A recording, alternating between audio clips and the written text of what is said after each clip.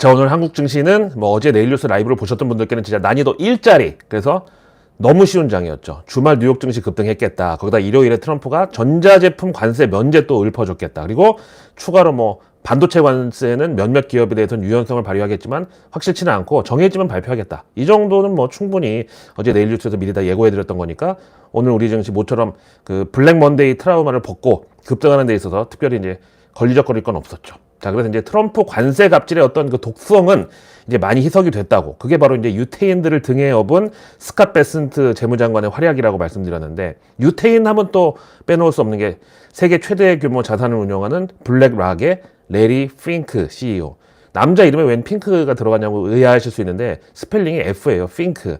하여튼 이 사람이 오늘 갑자기 또 미국은 이미 경기 침체에 진입을 했든가 매우 임박한 것 같다. 이런 작심 발언을 내놓으면서 연준의 금리 인하 내지는 유동성 완화를 또 압박하고 나섰습니다. 유태인이든 무태인이든 하여튼 시장에 유동성만 줄 수 있으면 뭐 무조건 땡큐죠. 이 정도면 월가 유동성 중독자들 뭐 비록 스포일드 차일드일지언정 원하는 방향대로 지금 가고 있는 거 맞죠? 벌써 몇십 년째 뭐 우는 애 뭐 더 준다고 그런 전략으로 우는 소리만 하면 일단 돈이 나오니까 그걸 매번 반복하는데 그게 또 번번이 통하니까 그 스포일드 차일드가 철이 들 수가 없고 버릇이 잘 들려야 잘 들 수가 없어요. 그러다 지금은 바로 트럼프 정권이잖아요. 근데 그 트럼프는 뭐 다들 건설회사 CEO라고 알고 계시지만 실제로는 그냥 리모델링 전문 분양업자고요. 그럼 당연히 저금리를 태생적으로 선호할 수밖에 없으니까 월가에서도 이걸 모를 리가 있겠습니까?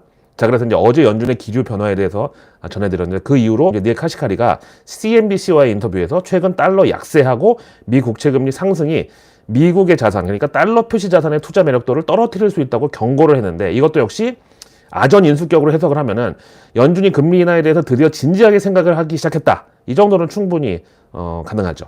자, 그 와중에 오늘 우리 증시에서 주인공은 바로 그 민주당 이재명 대표가 퓨리오사 AI에 방문한 게 뉴스 플로우를 막 장식하면서 AI 섹터하고 그다음에 또 히토류 관련주들이 오늘 한국 증시 주인공이었는데 히토류의 경우는 중국이 트럼프 관세 갑질에 보복하는 뜻으로다가 그 반도체를 비롯한 첨단 산업의 이제 필수 소재인 히토류. 여기서 희가 이제 저 기미욕 할 때 기뿌리가 아니고 희귀하다고 할 때 희. 그래서 희귀한 토양 물질이에요. 그래서 영어로 레어 얼스예요. 이 히토류를 금수 조치, 정말 금수만도 못하게 수출 금지 조치를 때렸습니다. 그 와중에 약간 소름 돋는 거는 중국 외교부 대변인이 오늘 아침에 갑자기 마오쩌둥을 소환해가지고 미국은 종이호랑이다.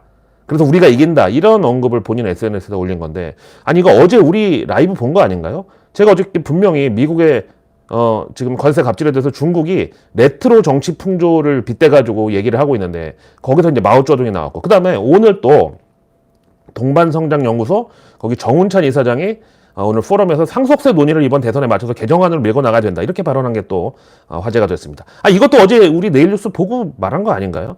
정말 어떻게 하루에 두 개의 이슈가 이렇게 전날 내일 뉴스에서 말씀드린 거랑 일치를 할 수가 있냐고요. 이제 생색 정보통은 이제 접고요. 하여간 오늘 겨우 코스닥 700포인트 재탈환했고 코스피는 아직도 사실은 갈 길이 멉니다. 근데 지금 누가 뭐래도 중국이 약간 기싸움에서 이제 트럼프를 제압하고 있는 분위기인데 현재 시진핑의 입장은 최근에 부과된 상호 관세를 아예 그냥 백지화해라. 그러니까 이제 폐지시켜라. 그러니까 트럼프가 먼저 철회하면 우리도 관세 없던 걸로 하겠다. 이렇게 지금 공을 일단 저쪽으로 넘겨놓은 상황인데, 그러면서 이제 트럼프가 관세를 무기화한 데 대항해서 중국은 히토류를 또 안보 자원으로 무기화하면서 수출 금지를 이제 때려버린 겁니다. 하여튼 전 세계 히토류 생산량의 70%는 이제 중국산이고요. 그렇다고 이제 미국도 뭐 히토류가 아예 없는 건 아니지만 이제 그래도 늘 말씀드리는 게 이 공급망이라는 거는 뭐 하루아침에 다른 데서 갖다 쓰면 그만이다. 이런 게 사실상 안 통하는 구조라서 트럼프 입장에서는 지금 관세 하나로 인해서 점점 잃어가는 게 늘어나고 있는 이런 실정입니다. 그 와중에 금값은 오늘 장중에 다시 신고가를 갈아치우면서 온스당 3,245달러를 넘어갔는데 이것도 역시 이제 트럼프가 보기에는 분명히 안전자산 수요가 미국채로 와야 미국채 금리도 하락하고 미국 정부가 갚아야 될 이자도 줄어드는 건데 역시 이것도 또 본인의 의도와 다르게 딴 방향으로 금값이 지금 올라가고 있는 거고, 거기다 이제 달러는 요즘에 매도 우위가 나오면서 약세인데 이거는 뭐 미 국채 사려면 당연히 달러로 사야 되는데 그 미 국채 수요가 약하니까 달러도 약세. 이런 해석과 무관하지 않습니다. 그래서 이제 앞에 말씀드린 대로 우리 한국 증시 코스피 그리고 외국인 순매수 복귀 그다음에 공매도 일단락 이런 것들이 우리 앞에 당장 과제로 지금 대기하고 있는데, 역시 중요한 거는 과연 트럼프가 언제 어떤 방식으로 지금 이 관세 갑질 아래 출구 전략을 마련할 건가, 그리고 관세에서 이렇게 출구를 통해서 나간 다음에 그 다음에 트럼프가 또 어떤 카드를 그때 들고 나올까? 이거를 우리가 대비해야 되는데, 일단 이번 주에 그 반도체에 적용되는 새로운 관세하고, 그 다음에 아이폰을 딱 찍어가지고, 이 아이폰 관세, 이렇게 트럼프가 언급했고, 그러니까 이제 미국 기업이 중국에서 제품 생산해서 다시 미국으로 들여올 때 붙는 관세, 여기에 대해서도 이제 이번 주에 확정하겠다고 트럼프가 이제 밝혔습니다. 그럼에도 저는 지금 트럼프가 더 이상 이제 관세 가지고 돌발 행동을 하지 않을 것으로 믿는 이유가 있습니다. 바로 이제 두 가지인데, 첫째가 그 유태인들이 더 이상은 못 봐주겠다고 팔 걷어붙이고 나선 거. 그 다음에 또 미국채를 최근 보유량 세계 2위 갖고 있는 중국에 이어서 이제 1위인 일본까지 미국채를 던지기 시작했다는 거, 이 두 가지인데, 그 일본의 이시바 총리가 이례적으로 오늘 그놈의 트럼프 관세 때문에 세계 경제 질서가 혼란에 빠질 가능성이 있다고. 이거 누가 봐도 일본어 치고는, 아니 또 앰뷸런스가, 하여튼 일본어 아시잖아요. 나는 뭐 이렇게 해서 이렇게라고 생각하는 것만으로도 내 마음은 뭐 이해가 될 수 있는 뭐 이런 화법인데, 일본어 치고 너무 이거 강력한 워딩을 쓴 거예요. 이게 이제 미국채 보유량 세계 1위 국가, 즉 미국의 최대 채권자의 발언이라고 생각하면 절대 무시할 수 없는 그런 묵직한 한방이죠. 그래서 이제 트럼프가 미국채 많이 사면 관세도 깎아주겠다고 약간 농담반 진담반으로 발언한 게 있는데, 여기에 대해서 일본의 이시바 총리는 한마디로 개소리 하지 말고 꿈 깨라는 식으로 정면 돌파의 의지를 보인 거라고 저는 생각합니다. 거기다 지금 이시바 이 양반도 정치적인 상황이 지금 좋지가 않습니다. 당연히 이제 뭐 지지율이 정치인한테는 뭐 생명줄이랑 마찬가지인데, 처음에 이시바 내각이 출범했을 당시에도 뭐 지지율은 높지가 않았는데, 오늘자 요미우리 신문의 여론조사 결과 31% 나왔고, 지지하지 않는다는 응답은 54%로 절반을 넘어갔어요. 여기다가 마이니치 신문은 더 심한 결과를 내놨는데, 이 마이니치는 이시바 지지율이 24%가 나와가지고 이 정도면은 정권 퇴진을 요구하는 수준 아니냐. 퇴거해서 죄송한데, 하여튼 그냥 신랄하게 까버렸고요. 또 지금 이시바 내각이 작년 총선에서 대패해가지고, 안 그래도 지금 여소야대인데 거기도 이런 여당이 이시바 지지율을 또 올려줄 리도 만무하다는 그런 해석까지 나와 있습니다. 그럼 도대체 이 지경이 된 원인이 뭐냐? 당연히 현재 일본의 물가가 거의 뭐 지난 부동산 버블 이후 최고치로 고공행진 중인데, 거기에 이제 최대 요인이 바로 쌀값입니다. 이 쌀값이 여전히 잡히지 않고 있고, 여기다가 트럼프발 관세에 맞대응을 한답시고 일본도 뭐 중국처럼은 아니더라도 대미 수출품의 관세를 좀 올리고 싶어도 지금 현재 일본 기업 물가가 4.2%에다가 관세까지 더해지면은 뭐 이게 엎친 데 덮친 격이 될 수 있어서 결국 이게 소비자 물가로 전가가 되는 거죠. 그래서 이제 이시바 총리는 지금 이러지도 저러지도 못하는 중이고, 지지율 하락세만 그냥 몸으로 다 때우고 있습니다. 자, 근데 지금 이렇게 코너에 몰린 이시바 내각이 결국 꺼내든 카드가 뭐냐? 바로 쌀값이 올라간 만큼 또 관세가 부과된 만큼 보조금격으로 일본 정부가 전 국민에 50만 원씩 현금 살포를 검토하고 있다는 소식입니다. 아니 참 기가 막힌 게, 지난 그 아베노믹스에 대해서 그렇게 진짜 신랄하게 비판했던 사람이 이시바였는데 갑자기 50만 원 현금을, 그것도 일본 인구 1억 2,400만인가 그런데 그 일본에다가 다 뿌린다고요? 아니 그래서 이제 여기에 대한 일본 내 민심은 거의 뭐 불에다 기름 퍼부은 듯이 상당히 안 좋습니다. 근데 심지어 우리만 해도 전 국민 지원금 준다고 하면 여기에 대한 찬성 여론이 한 절반은 될 것 같은데, 아무리 일본은 좀 정치 성향이 보수적이라지만 최근 여론조사에서 그 전 국민 상대로 한 50만 원 현금 살포에 대해서 효과가 있을 거라고 응답한 비율이 19%밖에 안 됐어요. 그러니까 이 말인즉슨 나머지 80%는 당장 주머니에 현찰을 꽂아 주든 뭐 하든 그냥 그 이시바가 하는 건 무조건 다 싫다 이거고요. 그래서 이제 이시바 내각은 여기 미국발 관세 인상에 대한 대응책에 이러한 얘기도 하다, 이렇게 또 명분을 추가했지만 민심은 여전히 싸늘합니다. 자, 그럼 이제 쌀값이 너무 올라서 그야말로 집에 쌀 떨어졌는데 그 쌀 살 돈도 없는 사람들한테 현찰 박치기로 일본 정부가 돈을 주면은 그만큼 또 쌀값이 더 올라갈 수 있다는 이런 지적도 이제 나오고 있고, 지금 이제 민심이 이렇게 흉흉한 와중에 또 악성 루머까지 일본 내에서 막 횡행을 하고 있는데, 이거는 그냥 거기 현지에서도 카더라니까 좀 참고만 하세요. 그냥 민심이 이렇게까지 지금 험악하구나 하는 그 정도로요. 그게 뭐냐면은 그 일본 쌀값이 연초에 이제 63% 연간으로 이렇게 올랐다고 난리였는데, 최근에는 일부 지역에서 전년 동기 대비 98%까지 오른 데가 또 있어가지고 지금 난립니다. 근데 이 농산물이라는 건 당연히 수요와 공급의 법칙에 따라서 지금 이제 수요는 그대로인데 공급이 갑자기 줄어들었으니까 이렇게 가격이 올라간 건데, 그것도 가격 상승 폭을 보면 공급이 진짜 엄청나게 거의 뭐 반가이로, 가서 일본 얘기하다 보니까 하여튼 공급이 절반 이상 줄지 않고서는 이렇게 가격이 전년 대비해서 2배가량 올라가는 이런 일이 없는데, 그럼 도대체 그 쌀은 다 어디로 간 거냐? 조사해 보니까 작년 2024년 쌀 수확량은 오히려 그 전년 대비 또 증가를 했단 말이죠. 근데 왜 쌀값이 이렇게 계속 올라가냐? 여기에서 이제 얼마 전까지만 해도 중국 자본에 잠식당한 일본 업자들이 그 매점 매석을 통해서 쌀을 어디다 지금 창고에 쌓아놓고 안 풀고 있는 거다. 그래서 이제 중국이 그러는 이유는 뭐냐? 단순히 뭐 쌀값 올려가지고 비싸게 팔아먹으려고 돈을 챙기려는 이것도 있지만 추가로 이제 곧 중국이 대만을 칠 건데 그럼 일본이 개입하지 못하게 하려고 지금 이렇게 식량 안보를 인질로 잡는 거다. 최근 여기까지 이제 카더라가 갔단 말이죠. 근데 지금 주말 지나면서 또 타겟이 중국에서 이시바 총리로 지금 바뀐 건데 이거는 뭐 충분히 중국 네티즌들의 어떤 되치기 공작도 뭐 있을 수 있는데 어쨌든 간에 지금 일본에서는 그 이시바 탓이다. 쌀값 올라간 것도. 왜? 중국이 대만을 침공하면 일본이 자위대에 동원해가지고 참전을 하려고. 그래서 이시바의 지시로다가 지금 일본 시중의 쌀들이 전부 군량미로 지금 비축이 된 거다. 그래서 지금 쌀이 부족해서 이렇게 쌀값이 지금 천정부지로 계속 올라가는 거다. 지금 또 이런 루머가 퍼지고 있습니다.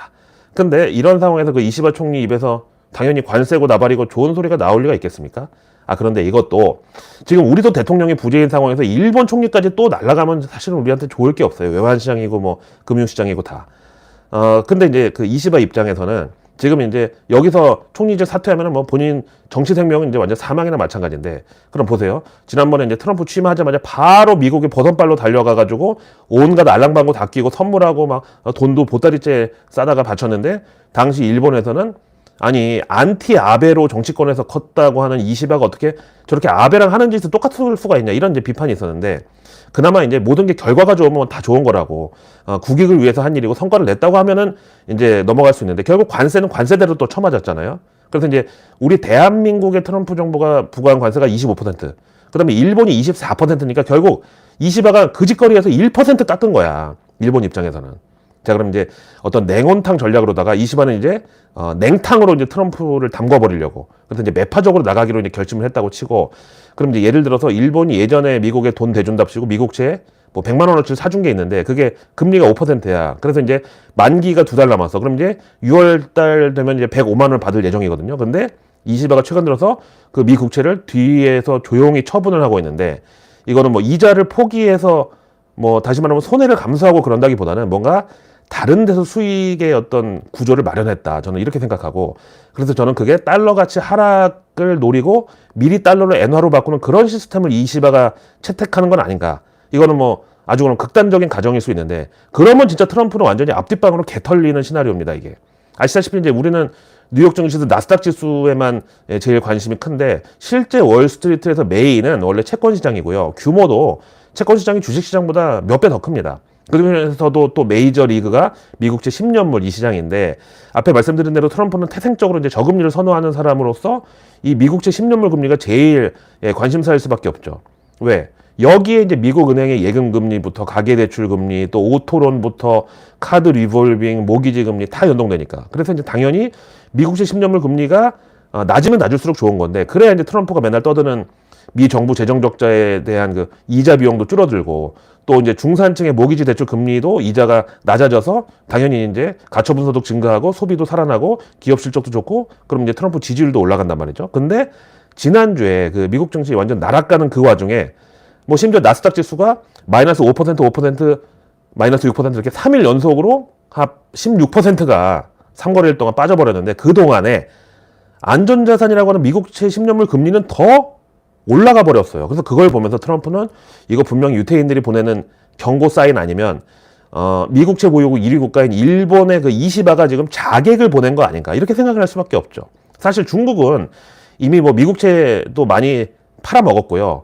뭐 지금 정도 비중은 아무리 이제 뭐 트럼프에 대해서 감정이 안 좋아도 중국이 이제 뭐 수출액 때문에라도 또 그 부동산 부채 때문에라도 반드시 이 정도 미국채 수량은 보유를 해야 되는 그 정도의 지금 딱 한계입니다. 그래서 이제 아무리 중국이 미국을 죽이려고 해도 미국채의 어떤 수량을 어느 정도 이상은 반드시 보유를 해야 되고 그게 중국의 신용등급부터 뭐 중국 채권금리 위안화 거의 다 달린 거예요. 그 밑으로는 이제 더 이상 못 팔고 이제 거의 이제 밑바닥이에요.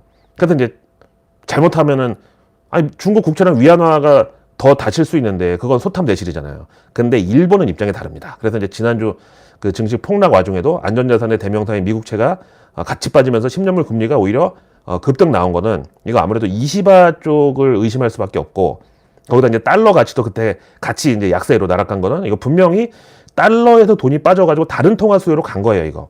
그러면 뭐 안전자산 통화 뻔하죠. 스위스 프랑 아니면 엔화죠. 근데 스위스 프랑은 뭐 니치마켓이니까 당연히 엔화로 저는 갔을 공산이 크고, 아니 달러에서 빠진 돈이 뭐 위안화로 갔겠습니까? 아니면 대한민국 원화로 갔겠습니까? 그래서 이제 이런 식의 스페큘레이션이 계속되면 외환 시장에서도 이제 그럼 당분간은 달러 숏 엔화 롱 아닌가? 이런 포지션이 더 수요가 몰릴 수밖에 없죠. 그걸 이제 앞에 그 미네아폴리스 연은 총재 닐 카시카리도 미리 경고를 한 거고. 자, 그럼 이제 결국 트럼프의 넥스트 스텝은 뭐냐? 이 관세 갑질할 도대체 누가 다 수습할 거냐? 결국은 또 연준에 손을 내밀 수밖에 없고, 그래서 이제 미국채도 니네가 좀 더 사라. 그리고 그만큼 시중에 돈도 풀어가지고 양쪽 원화 맛보기 버전이라도 좀 해라. 이런 식으로 이제 저는 예상을 하고, 그 대신에 트럼프는 또 다른 뭔가를 이제 무기로 집어들 텐데 도대체 그게 뭐냐? 저는 이 중에서 그 북한 김정은을 또 다시 다이렉트로 만나면서 이제 우리를 패싱하고 동시에 중국과 러시아를 자극하면서 동아시아 안보 지형을 한번 또 흔드는, 그러면서 이제 방위비 인상 요구 같은 걸 또 들고 나오는 그런 짓거리도 여러 시나리오 중에 하나라고 봅니다. 왜? 유태인들에 더 이상 찍히지 않고 또 알고 보니 힘순찐이었던, 힘순찐이 뭐냐면 힘을 숨기고 있던 찐, 진짜. 그래서 그 힘숨찐 이시바를 최대한 자극하지 않으면서도 유태인에 더 이상 찍히지 않고 트럼프식으로 도발할 수 있는 수단이 몇 개 없거든요. 내일 뉴스는 내일 보면 너무 늦습니다. 런던 고라니의 내일 뉴스 미리 보기. 런던 고라니의 내일 뉴스 미리 보기. 구독, 좋아요. 알림 설정까지. 러나 반갑습니다. 오늘도 날씨가, 아니 집어넣어놨던 패딩 도로 꺼내 입었네. 이거 클리닝 해가지고 장롱에 넣어놨는데 아까 먹다가 고추장 국물이 여기 이만하게 튀어가지고, 클리닝 또 줘야 되잖아. 하여튼 날씨만큼이나 조금 여러 가지로 요상스러운 금융시장 상황이 계속되고 있는데, 일단 뭐 오늘 우리 한국 정치는 뭐 더할 나위 없이 좋았고요. 난이도 일자리라고 설명드렸다시피 이미 다 뻔히 예상은 하긴 했습니다.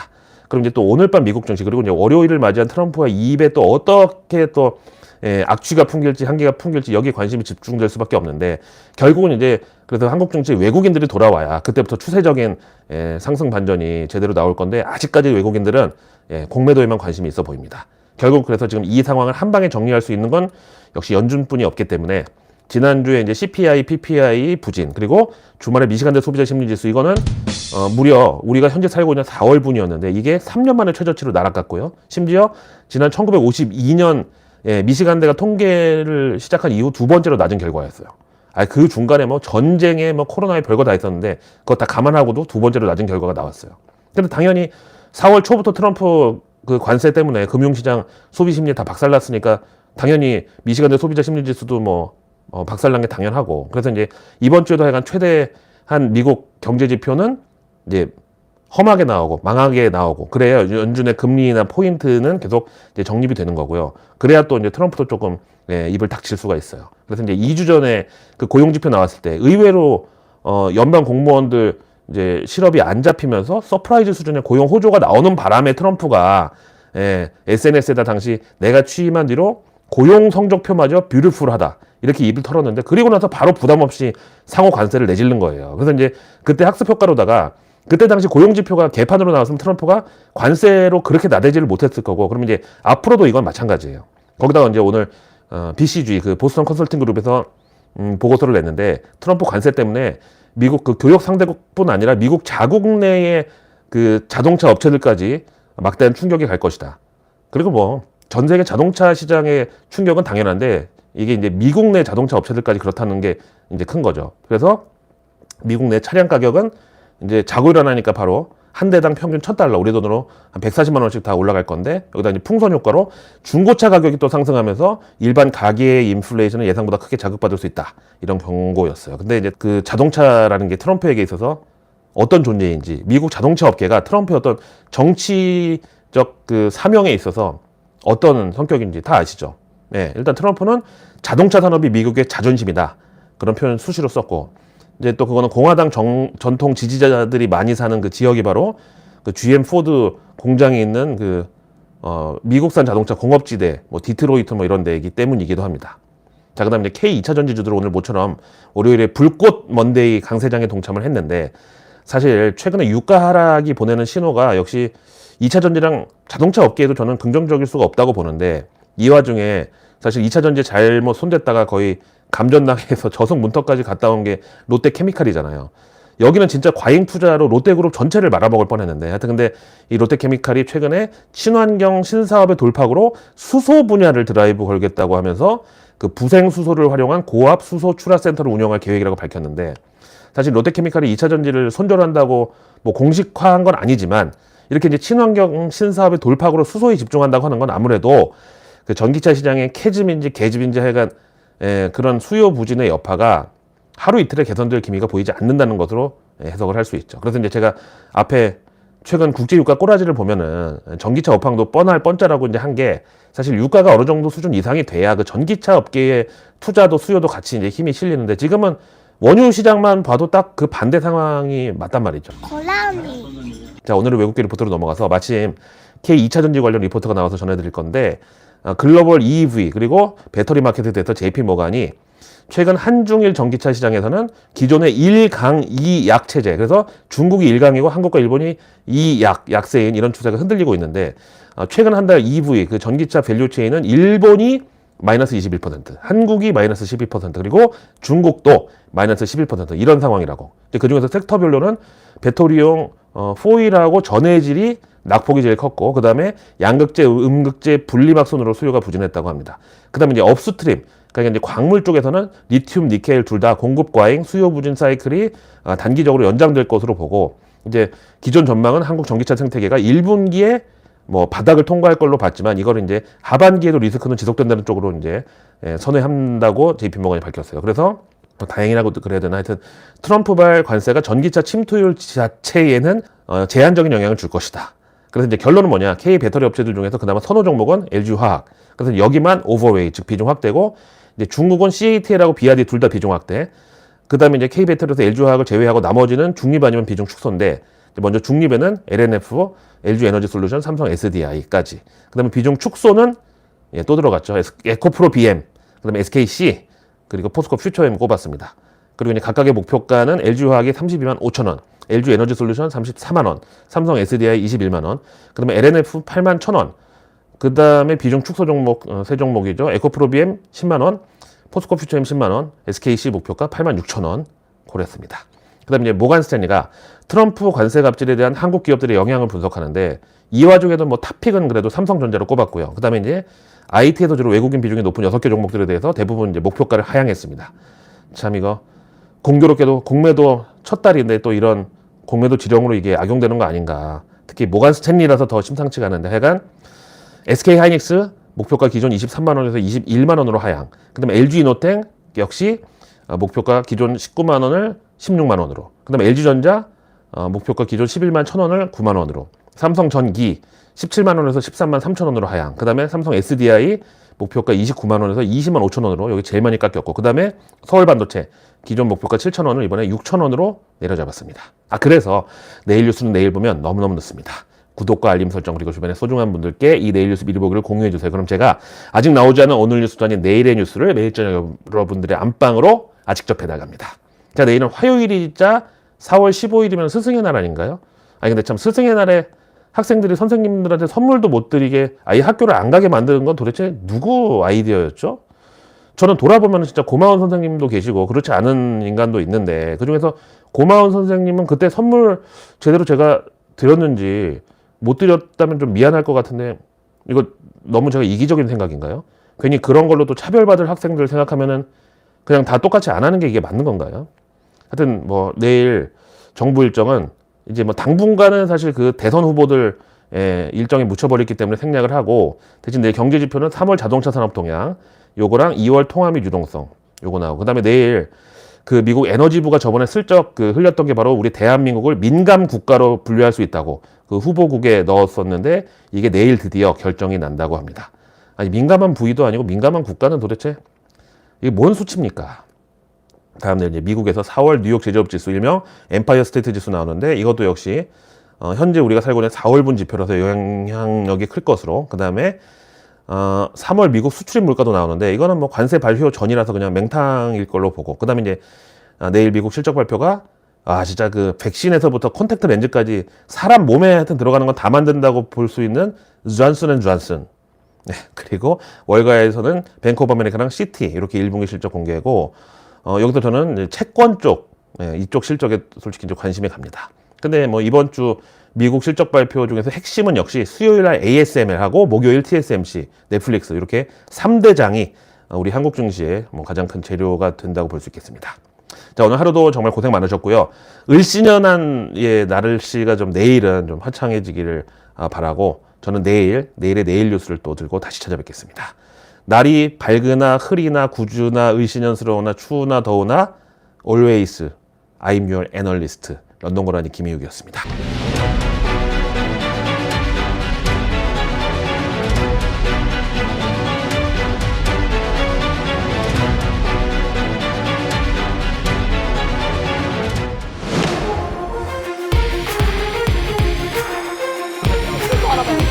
그런 걱정하지 마. 아주 무서운 뉴스다.